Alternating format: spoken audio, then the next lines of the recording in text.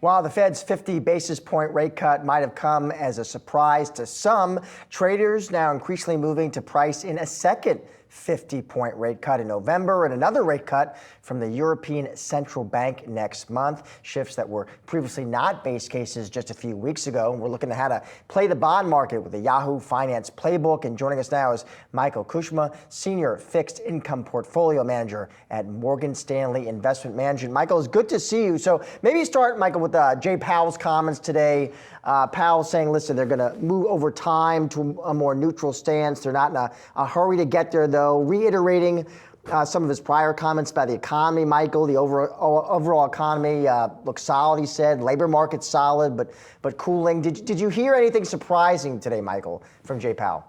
I don't think there was. He's had a playbook in place since Jackson Hole, even since July, about being data dependent. And the data's moved their way over the course of the summer in terms of inflation has turned out to be lower than expected, and the unemployment rate higher than expected, which has played right into the hands of the idea of beginning to bring rate cuts into the market. I did think what was interesting was he talked about there's no rush to cut interest rates. There's no rush to get to neutral. So I think they have freedom to cut rates at this point, even another 50, maybe not all in one go in November, but 50 basis points more this year, just to get policy less restrictive. But I think they still think policy rates, at 4.5%, 4.25% will still be restrictive, still help them get to their inflation goal, at the same time taking the pressure off the economy. So, Michael, when it comes to what people should be doing in the bond market right now, there's a bit of a conundrum because here the Fed is cutting, and yet you and other strategists, and we've been seeing it play out, yields haven't gone down that much. In some cases, we've seen them go up. So does that mean that people should not be sort of piling into, say, the benchmark 10-year right now with the hopes that we're going to see further price appreciation and yield coming down?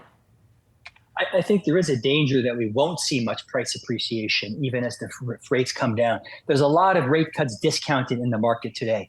In fact, the relationship between the Fed funds rate, the rate the Fed controls, and the 2-year Treasury note is as inverted as it usually ever gets. And that inversion usually only happens when there's a recession either imminently happening, going to happen, or actually in one. And we don't see a recession occurring. So there's a lot of good news about rates priced into the market. We are likely to get rate cuts over the next 6 to 12 months for sure. The question is how much. So I think the 10-year yield is going to be trapped in a range, call it 3.5%, 4% for now, with waiting to see, does the economy really slow down into recessionary conditions? Then we will see further drops in 10-year bond yields, or do we continue having this a bit of a soft landing, 2 to 3% growth, inflation coming down, 10-year treasuries should probably stay around where they are. But it's not a bad investment, just don't expect big gains.